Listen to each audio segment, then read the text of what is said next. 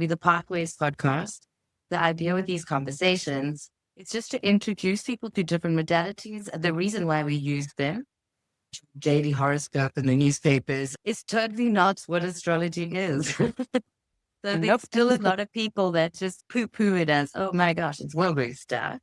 Where actually I think people that are playing at a much higher level in life do have a look at what's in their chart and what's in the stars, because more than being just predictive about who you are, it can actually show you about how things are interacting with you currently. So the aim with this conversation with you is for people to just see what the world of astrology is really about. Yes. Yeah. And then people can have a sort of an idea of what is playing now, because I'll talk about a very big transit, which is very important to you, which makes complete sense in what's been happening in your personal life. But we won't go too deep into details there. It's all about purification for you. It's like everything just has to be stripped away. It's very interesting. All of that is actually in my chart, in the stars and what's happening right now. Yeah. And so much is falling away. It's always those tower moments in life can be quite, well, uphealing. There's lots of change, but good, because then you make space for what's really meant to be coming in. And I'm feeling that. Your bodies. Yes. Yeah. And it's very much in the here and now for you. It's in reality, it's like happening like constantly in the daily. And it's beautiful that it's happening. It's tough, I think, but it's clearing stuff out for the new. Yeah. Yeah. We are here to be. Yeah. So that is why astrology is one of these important tools that we have to use. So having a natal chart done, obviously you're going to dive into more of why that would be so important. And other than just knowing what sun sign you are, because that is actually probably sometimes the least important thing. Absolutely. Yeah, definitely. It tells you so little. It's basically gives you no information at all. No. Even more, you would rather look at your moon sign, really, to get some information. So where are your feelings at? Not really, what is your sun sign? Yeah. Yeah. Yes, very everyone has this thing like, oh, you're into astrology. Guess what my sun sign is? Sometimes it can be a little bit predictive, I guess. Yeah, one can, but it's not the whole of a person. No, definitely not. I was at an event 2 weeks ago, and that was actually one of the questions from the audience at the event. Can you guess my sun sign? It's like, she had very long red hair. So I said Sagittarius. I said, but I actually don't want to do this game. But I was right. But that's... There's some things you can see. Like lights you can normally recognize with their eyes. Yes. There are a few cultures. A few things, but it's, and even if that's correct, then that sun sign, that still doesn't tell me about anything about her and her background and where she's at. It's, yeah. Yeah. So what would you say is the most predictive thing about personality or life path in one's chart? So life path is the north and the south node, which is the south node is where we come from, our past, our childhood, previous lifetimes, karma even. So really looking backwards, and north node is looking forwards towards your true north, where your destiny lies, basically. So it's between the south and the north node, which are on opposite sides of the chart, is the path you walk. And we often feel in our south node, we find the comfort because that is where our talents lie. And the north node is a bit more challenging because we're going to be doing something there that we've never done in our life before. And that is, so that's one thing I always look at. And with that, the north and the south node belong to the eclipses. And with eclipses, I always look at the moon that they're happening in. There are obviously solar eclipses as well, but the moon is always very involved. And my big mantra in astrology is living by the moon, looking at the stars. So we first have to settle in our own moon, in our natal moon, before we can actually start looking forward and further than our chart really is. So the moon is our inner world, our emotions, the part of ourselves that we don't like showing other people because it's very vulnerable and tender. So that's where, for me, the information sits. Yeah. My chart's interesting because I'm Libra in both sun and moon. That's sort of the path that you show to the world, and your hidden is both in the same.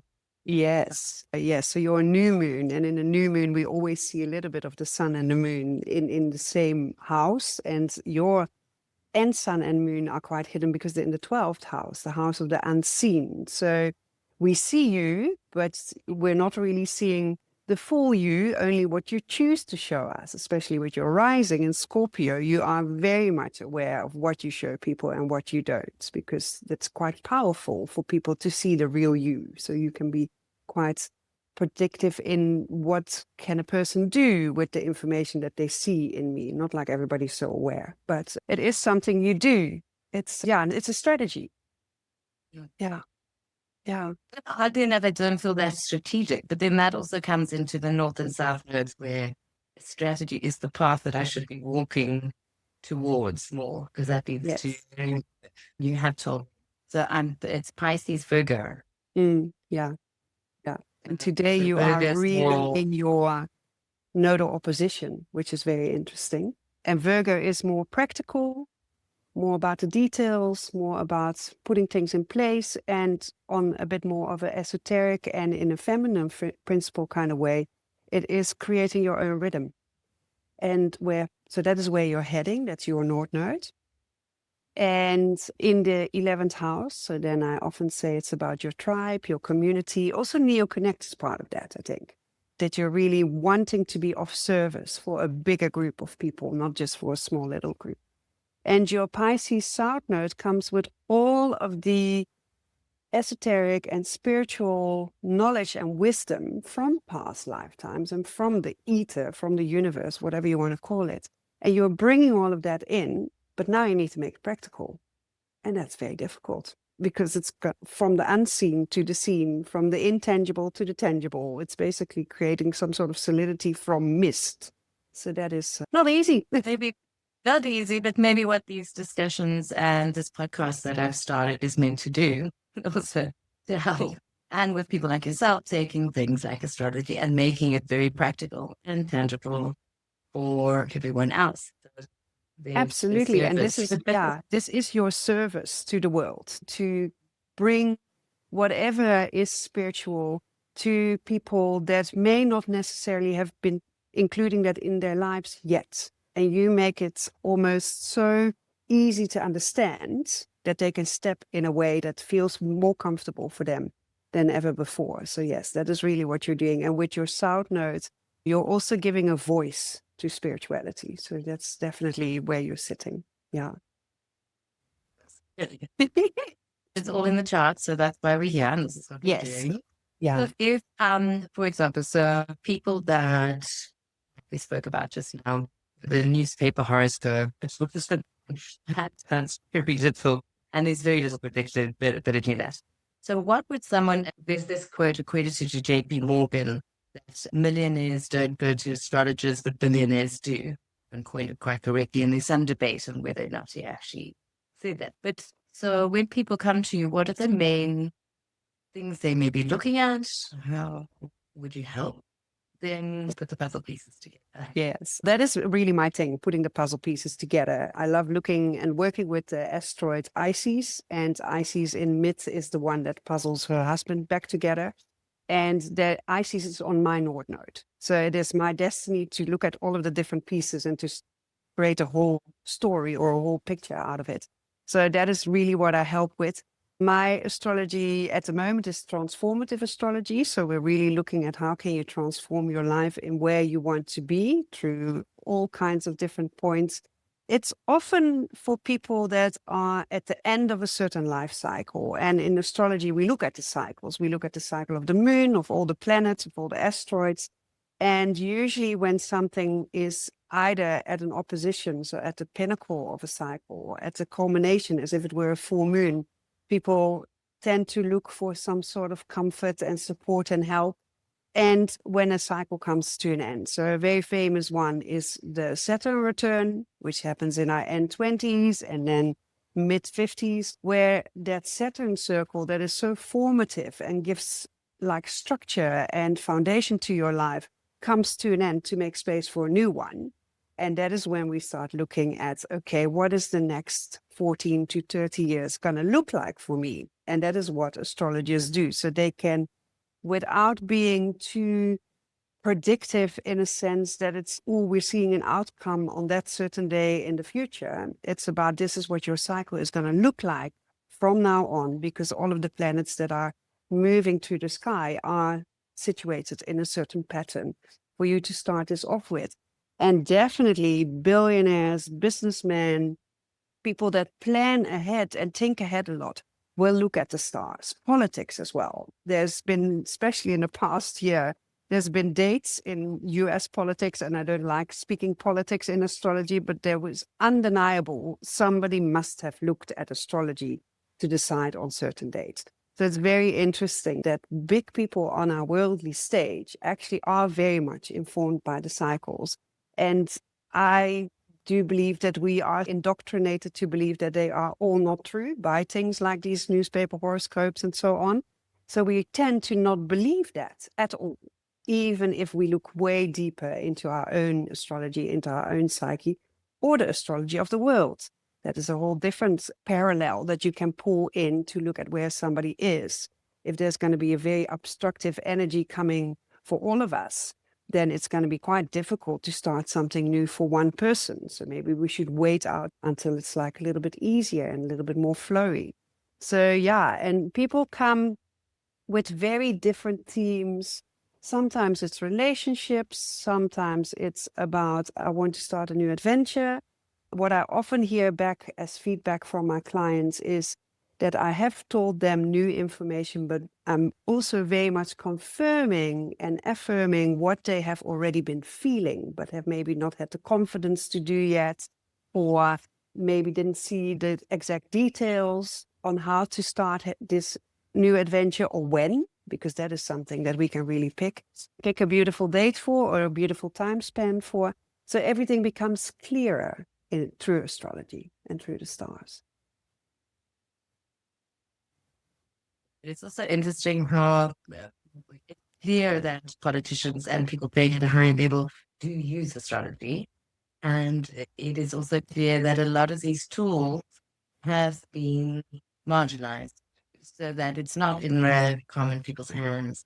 But where astrology was for everybody. Absolutely. And especially our ancestors were looking at the stars for education, for wisdom, for knowledge, but also for entertainment, because there was nothing else to see when it was dark.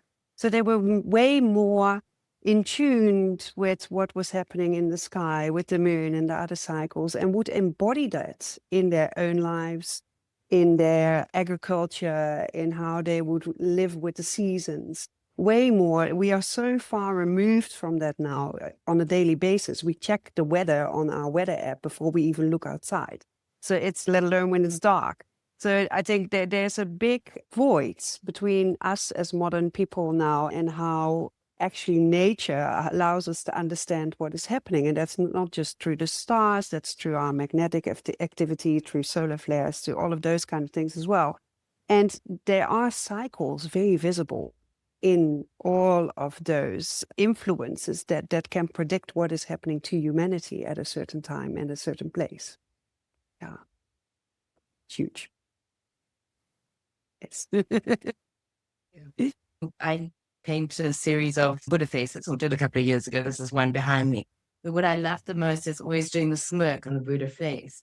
And I'd say that smirk is always because we are fated, yet we have choice. And astrology can be a bit predictive, but obviously then there's always choice of how we use the information. Yes. And like you said, we all have free will. So what the chart says, you can start doing the complete opposite. You will probably come back on that path between your south and your north node. And that's not the only thing you will come back to. But you can always choose to do something different. And that is, I actually start all my sessions with saying, this is what we're going to be looking at, but you've got free will as well. And also how we perceive ourselves within all these combinations and constellations of stars coming together. Some people may not find themselves at all in being a Libra sun and a Libra moon, which is a new moon. Maybe they find themselves at a completely different stage. And where's that then in their chart? And where's that emphasis on all of that? So that there's so many things we can find in the chart that can lead us to, okay, this is where the person is really at. And are they then content there? Or do they actually want to transform and evolve? And what are the steps to get there for a person? Because we get stuck in our day-to-day. We get stuck in our head. We get stuck in the algorithms that we constantly view on our devices. So sometimes we need to have a little reminder to come back to where we were thinking about being before we came into this lifetime.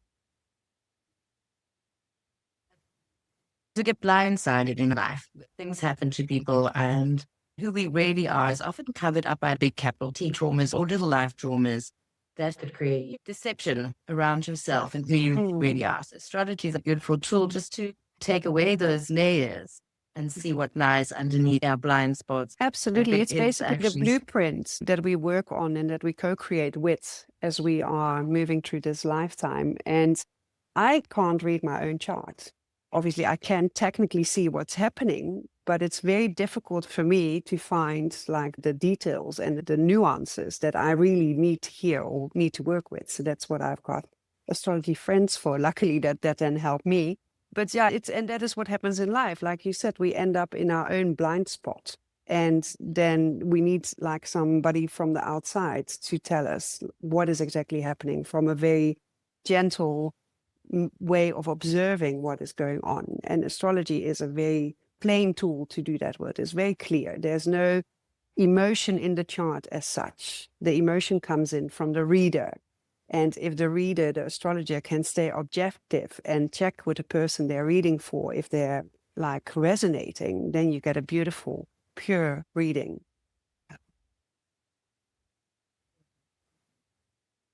With your readings, you often bring in crystals and tarot at times. Can you add a little bit of nuance as to how that plays into astrology? Yes. So on the chart, as we are having a session, I would work with crystals as I would on a physical human body if you would be in my studio for a crystal and energy healing session. And that actually evolved out of me starting to work more online and not having the person with me to work with and with the crystals. So crystals all have a certain frequency or have metaphysical properties that we can work with to fit them into certain situations and to allow for them to support us in transformation. So that's what I do on the chart. I also make astro bracelets made on the natal chart, or even for an event that is playing out in somebody's life. The natal chart is a circle, so a flat bracelet fits exactly on the chart, and the planets and the sun and moon come out in bracelets, in crystals then as well. And very recently, last Saturday, on the 19th of April, I actually launched a new part of my business, which is called the Crystal Priestess, because I received a whole lot of beautiful crystals, mainly from Southern Africa, but actually from all over the world, for me to sell. And instead of that becoming a crystal shop, it's going to be crystal matchmaking, like I said, with the properties and the frequencies of the crystals, finding a perfect match with a person with one crystal or more for in spaces or again on the chart.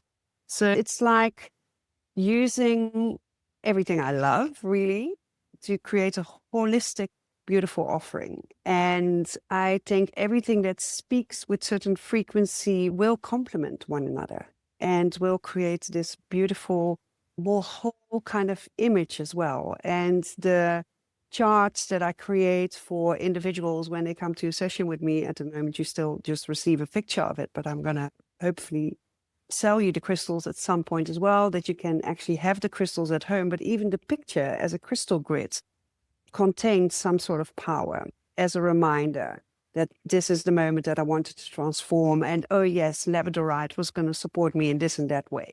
So it's really like a token of the transformation, of the shift that you've been going through.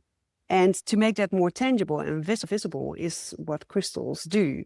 We were talking about the North and the South nodes, and we'll look at those in your chart still. Since the beginning of 2025, the South node is moving through the sign of Virgo and the North node through the sign of Pisces. So you're in your opposition. When the South node moved into the sign of Virgo at 29 degrees Virgo, that is where my Saturn is. And like we said, Saturn is all about formation and foundation and making things happen in reality. And I love working with Saturn because we can't live in this 3D reality without shaping things, without actually making things into form that we can touch. And the South nodes brought me what really belongs to Virgo and the other earth signs is gifts from Gaia.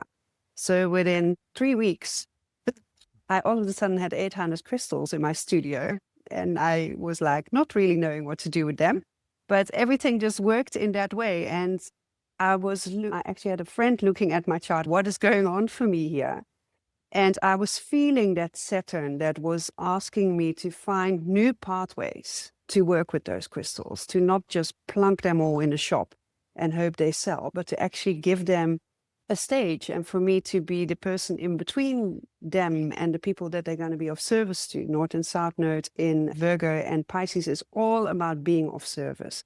And that is us as human beings and as facilitators, but also our allies, the tools we use. And I feel like the frequency around all of this is changing, and we're stepping into a new era. We are in the age of Aquarius, as far as I'm concerned. And we are going to utilize everything we already have in a different way, in a more unique way, not a prescribed way. It's like really intuitively listening to what we've got. And basically through crystals, we're listening to our planet, to Gaia, and see what she has to offer, right? Like with plant medicine, like with all of the beautiful things that we get, the essential oils.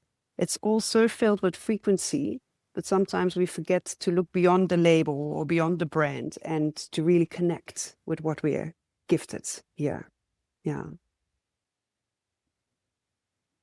And in the age of Aquarius, which we are so hoping to be this beautiful collective community, what we saw erupting in the 70s, but that was very short-lived. And I think that is because it was almost a over-the-top interpretation of being in community.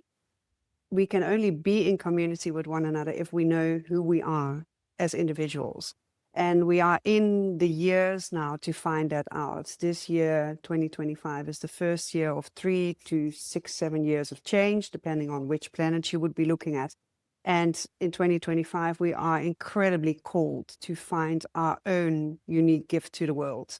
And I see that then as we all are our own puzzle piece that will fit into the puzzle of humanity. And with that, not trying to claim that we all just have one thing to offer, but that we've got a holistic offering, like me including the crystals and some tarot and whatever I like into my sessions, gives us a more holistic view. And we have been so trained in that we need to get an education and a diploma, and then we can do a certain something in the same way as everybody else does it. We need to completely unlearn that kind of thinking and actually really feel into what we've got to offer, because we all have something to offer. We are all here right now to support the shift of humanity. And we're not going to be doing that if hundreds of us are going to be doing the same thing. We all have something unique to give. And yeah, that is my big message for this year as well. And with that, we are having to dig deep in who we are and what we really have to offer, and to expand that then into offering it in different ways. And for me, that now came about with the astrology, the healing sessions, the crystals, online, offline, globally at some point. It's expanding that. And that is very scary, because it's way easier to just be in my little studio, safe and sound, and to do the sessions that I've done for many years. So there's this, it's also challenging for me, but it's fun and it's an adventure. For people that are very much in a routine that is not driven by their inner rhythm, but by 9 to 5 work, living from paycheck to paycheck and things like that, it's going to be very intense to start creating that shift, but they will start feeling unhappy. And that is also quite a big part of the people that come to me that feel like they're getting so stuck in that routine and that they want to break free. And where's the gap? Where can they come out of it? And doesn't mean that you have to quit your day job and start selling shells on the beach or something, but it's like there is something for you to do out there. And maybe you are at the moment changing a system from within. That's also very possible. And you're just there simply to shine the light or to create changes from within. But a lot of people, I think, are feeling there's something that I would much rather do. There's something that I would much rather contribute. And usually the answer to that sits in our hobbies. the things that we do, that we love, that we don't need to be paid for, that we just spend all of our energy on the weekends where we actually should be resting from our day job. But that is usually where the answer is. So that is the invitation. Dig deeper into what that means for you, being creative or being in touch with nature or moving and being active. There's something we all love doing that we take for granted, basically, that could be offering to the world. So there's a lot to say about that in our charts. And knowing oneself is Yes. why one should actually have the natal chart read. Yeah. Look at that. And it does give, there's always clues in that about what you should be doing career-wise and all of that. And that, you said, is very much the north and the south node. Yes, and that gives the big baseline of from where to where you're heading. And then the other planets are supporting all of that. Yeah. Yeah. What else in someone's chart? What's an indicator what one should be doing with their life? I love looking at the quite a new planet beyond Pluto is Orcus, is a dwarf planet. And Orcus represents our soul vow. So the vow that we, as now already an ego that is going to land in this lifetime. So before we were born, we made a vow to our soul. This is what I'm going to be doing in this lifetime.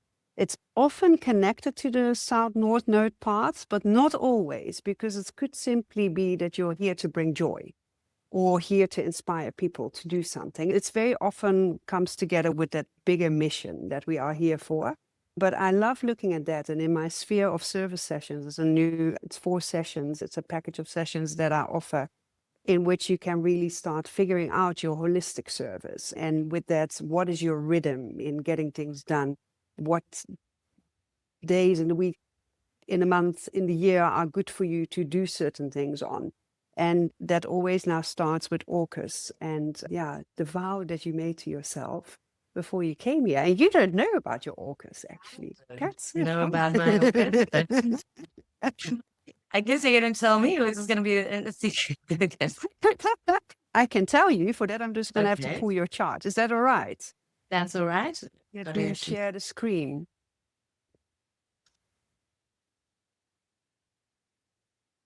Let's see where it went.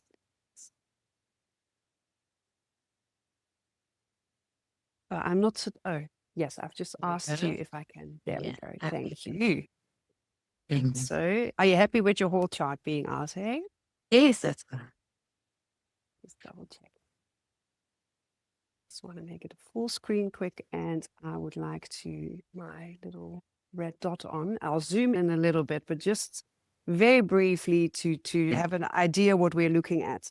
This is the circle I was talking about earlier. It's a natal chart. It's basically a 2D picture made at the exact moment you were born. Birth time is very important in astrology because that is where your chart starts with your rising sign, your ascendant. And from there, we go counterclockwise through all of the zodiac signs that some of you may realize what they are. On the inside, we see in black the planets and asteroids where they were at the moment you were born.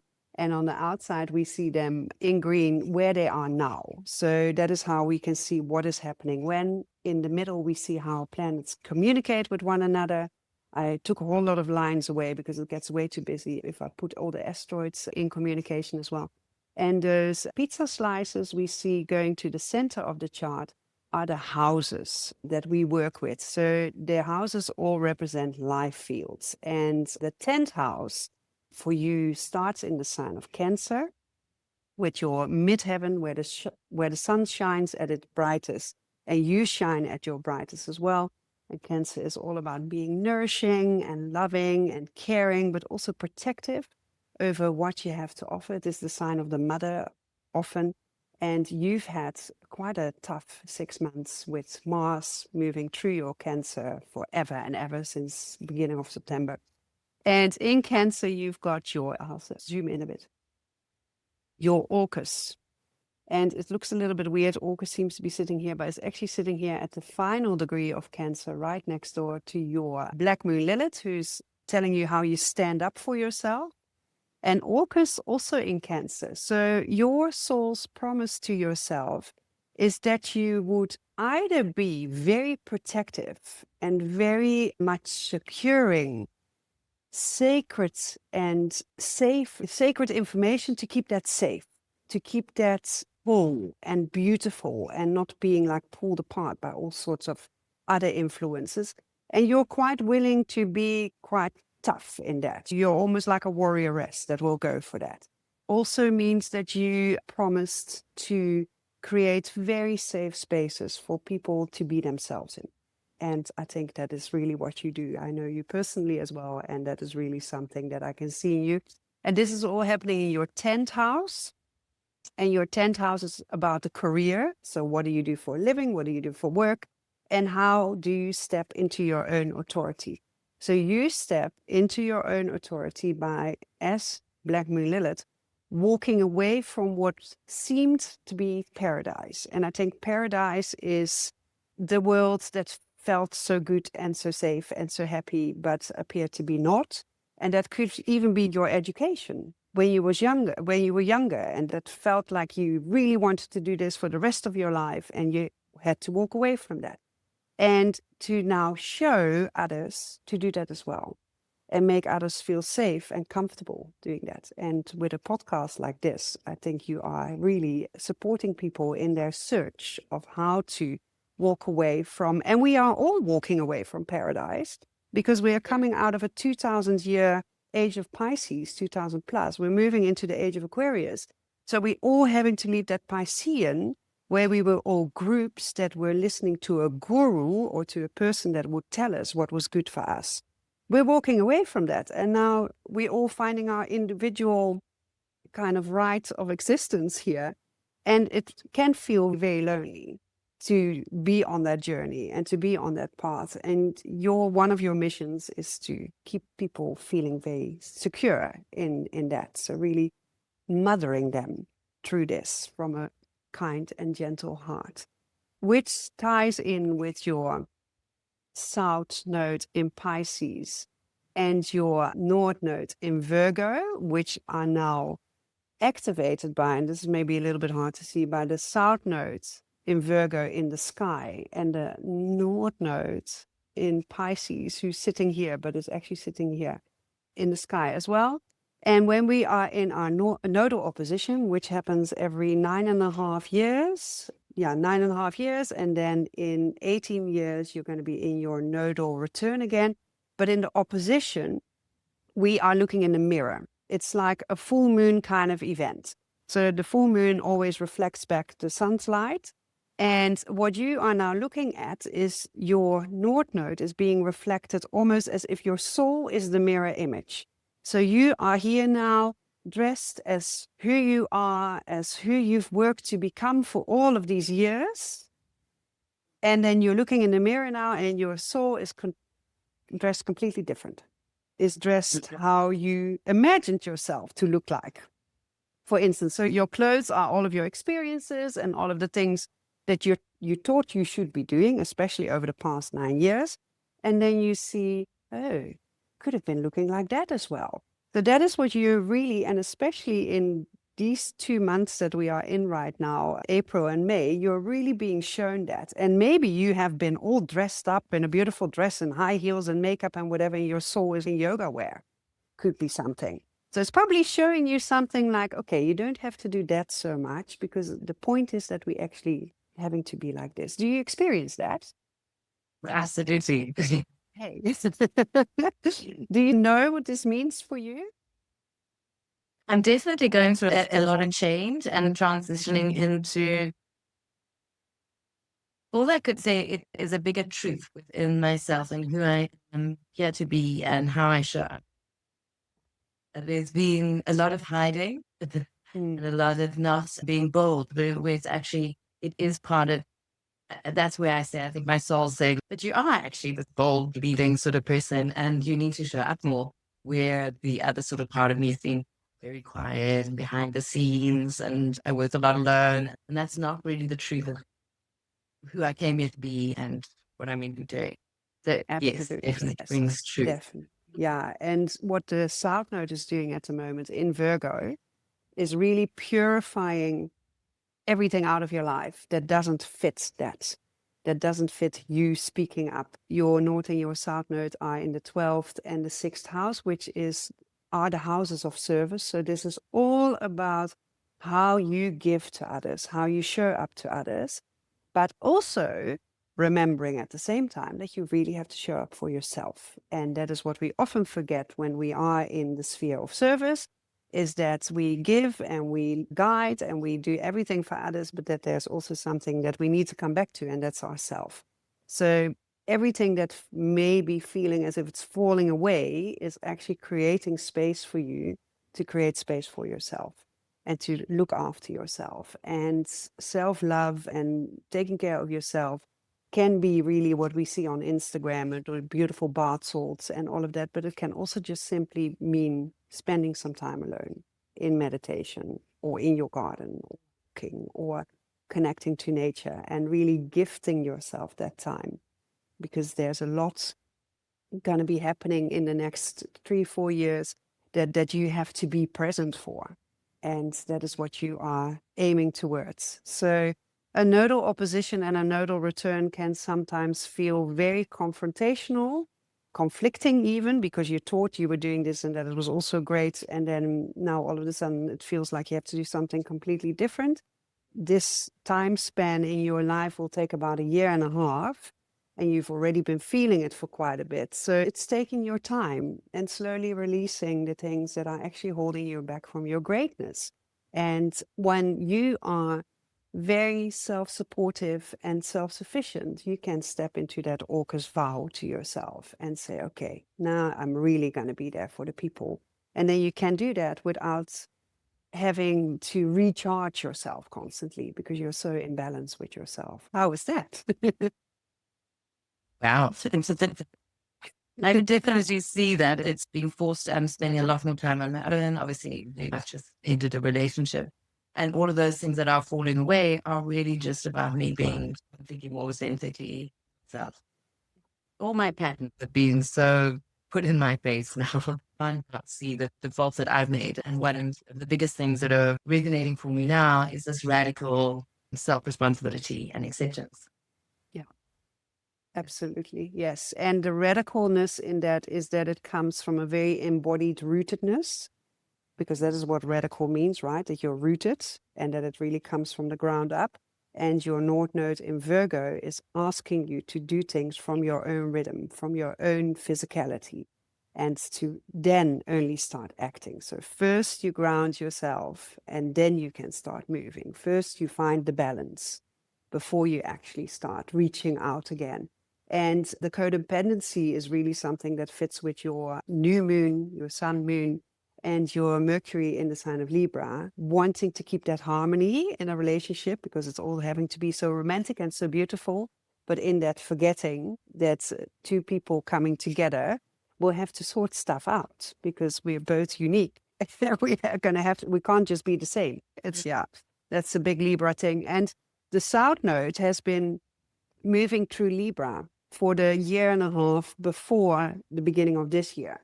So all of the eclipses were in Libra and Aries, and the South Node as a cleanser of the past was for everybody, teaching us to not be people pleasers. And for you, that was just a little bit extra because you've got so many Libra placements, right? It's, yeah. So letting go of that, that's also something we are so trained to do, to not show our real selves and to just hide or become smaller for others to be able to shine or to avoid conflict. And we're never avoiding conflict because it will come out in another way, whether it's in the collective or whether it's in our own body in metaphysical ways that we start getting illnesses and diseases. So yeah, that was a big purge for you, that South Node. Yeah. Definitely felt it. Yes. Yeah. So we've got an upcoming new moon. On the 27th, we've got the new moon in Taurus. And that feels a little bit as a completely new time in astrology we're getting into, because the last full moon, about 1.5 weeks ago now, in Libra was closing off those 2 years of Aries and Libra eclipses. So that was all about we and me. So you in relation to anybody else. And that's not just for you as a Libra sun and moon, but that was for everybody. So who am I in relationship? And what is my relationship all about? You're sharing about your breakup. A lot of people are still going through breakups as a result of that. Because if the two people are not compatible in that sense, or if you can't find some sort of harmony within the relationship, it can't support you into the future. And that is what a lot of people have been going through. So lots of heartbreak. And that is something under that full moon that I think the entire collective felt, whether you were in that situation or not, but the compassion to everybody that lost somebody through that stage of the Libra Aries eclipses. And this is now the first new moon coming up on the 27th in Taurus that has nothing to do with that, because so many planets have shifted out of their signs that they were in back then. We're not going to have any more Aries eclipses, luckily. And we're stepping into this beautiful Virgo Pisces energy about health, being of service, reshaping spirituality, reclaiming our natural rhythm in the day, and really living with nature and the cycle. So I love those eclipses coming up. With that, though, we are seeing collectively what is unhealthy and what is not real and what is a little bit maybe morphed or vague or smoke and mirror games kind of things that we constantly hear around us that are actually keeping us in a state of not being our complete healthy selves and not being in charge of our own choices around healthcare. That is really all coming up to the surface at the moment. And in next eclipse season in September, we're really going to feel more in how that affects humanity as a whole. That people may not be trusting mainstream media and mainstream medicine anymore. And what are they going to be doing now? So to facilitate it, I've been saying this September coming up, you need to be ready. You need to have your offering ready. You need to be ready to get clients or patients or whatever you want to call them, because people are going to be looking elsewhere for support and for comfort and for healthcare. So that is what we are coming into. And then a new moon in Taurus. Taurus is the second sign of the zodiac. Is all about planting seeds and seeing them grow. In Aries, we actually plant the seeds. And in Taurus, we're going to see to them grow, nourishing them, watering them, giving them whatever they need. So really taking that into the practical and taking that into the physical. Watching something grow takes forever. So it's going to take a lot of patience for us. And the new moon is going to really remind us of that. And at the same time of this new moon, we're going to have a Mars-Pluto opposition, which means Mars and Pluto are both at opposite sides of the chart. Pluto in Aquarius, Mars finally now in Leo. And the sun with the new moon is going to make a T-square with that. So we're literally going to have a T. And that is really shining light on evolutionary change. Where are we going and how are we voicing what we want in our own evolution? Because we are evolving as humanity, but we're also having that for ourselves. And that is what will then click the whole holistic picture in at some point. So this new moon, it's really about looking after how you are in your own process and what you need. And if you've had enough water and light, if you were a little plant, or if you maybe need to be put into the greenhouse rather than staying outside. So really looking at physically and emotionally, what do you need to step into this new time? Leaving the past behind and really feeling, okay, this is how I can start supporting the world. It's about your values and how you are actually living out those values. Is it some little list that you just keep reciting in your mind without actually really doing something with it? This is also what we've been learning over the past 2 years with this Libra Aries stuff. And holding yourself accountable there. And if you are doing things out of integrity, then why? And what is the safety issue there? Why do you think you are more secure when you're living slightly inauthentically or making choices that you actually vowed you wouldn't make anymore? So there is a bit of this new kind of energy in all of it. on that T-square, we're also going to have Hecate, yes, in the sign of Scorpio. And Hecate is the one that shines a torch in the underworld. And what we're going to do in retrospect is looking at the collective and the big players in the collective and seeing what was actually happening in the dark here. So there's really a light going to be shown in the next lunar cycle on, I think, big corporates and big influences on all of us and the things that have been going on there that were not completely okay, so that we can start making our own choices there. So it's going to be quite an eye-opening month. And there's a lot happening in May altogether, which is all part of creating this new future for all of us. And this is, again, this very individual moment of who am I? What are my values? What do I want to do? Yeah. Beautiful. Beautiful Yes, time of awakening. absolutely. It's not, yeah, you can't run away from it now. No, it's definitely happening. And yeah, like you said, you can't run away from it anymore. And what I feel is we've heard many spiritual people over the past few years talking about the big divide. And this is what I feel is the divide is going to be between people that could be very close to you, that could be family even, or very good friends, that are simply choosing not to awaken and feel into what it is that they have to offer, what they need to do here, what their values are, how they are sovereign and in integrity, and the people that do. And that is where we're going to feel like there's going to be almost like an emotional divide, I think, that you just can't connect anymore in a certain way. Doesn't mean that won't come at a certain time. I think they will all still be in our reality. And I think we need to be compassionate for their choices as well. Because in July already, and this will be a slightly longer story that is going on, Uranus, who moves into a new sign every 7 years, will move into the sign of Gemini. And Uranus is called the Great Awakener, is the planet that belongs to Aquarius, that has to do everything with the sky, because in mythology, he's the sky god.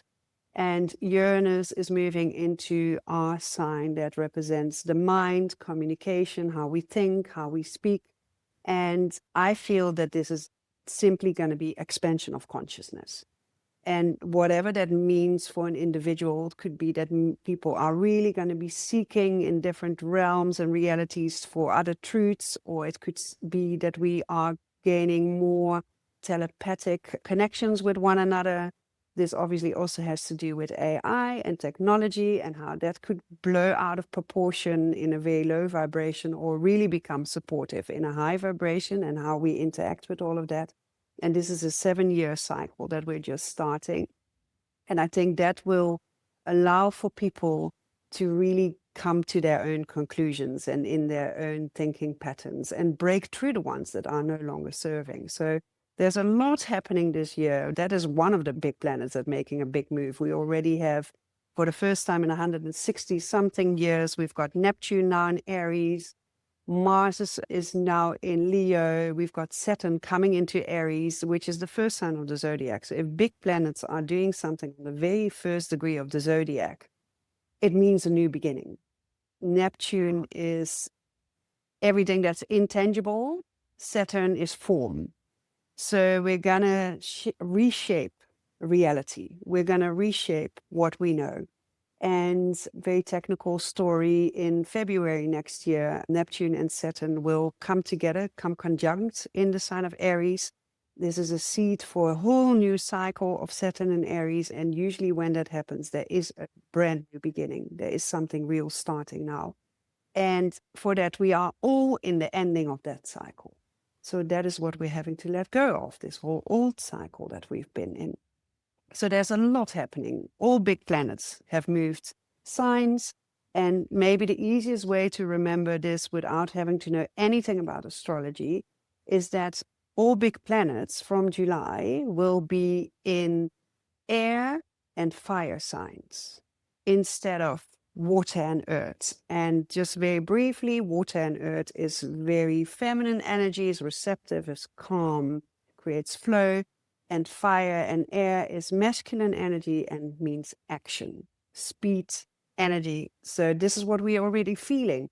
And just as a little exercise, what you can do for yourself is think about what was happening on the 5th of January, 2005. Doesn't even matter what happened. It feels 6 years ago. Like where it's only a few months ago. So we are already in this weird time warpy, time speeding up thing, and it will go faster and faster. So that's what we're in. And it's forward movement. There's no more going back. We can't There's no step back into the backwards. past. No, we're in the There's future. there's no staying stuck.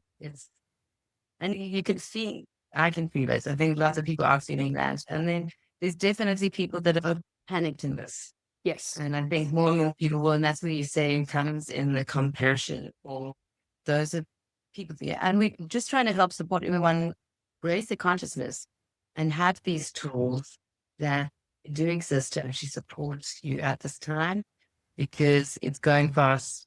It's going to speed up. As you said, we can tell this year is things are going to change. Yeah. And in very surprising ways. With Uranus active, Uranus is the planet of surprises, and we have to be prepared to see what's coming up. And that is what makes it very difficult for astrologers to say what it will entail, because it can go in any direction.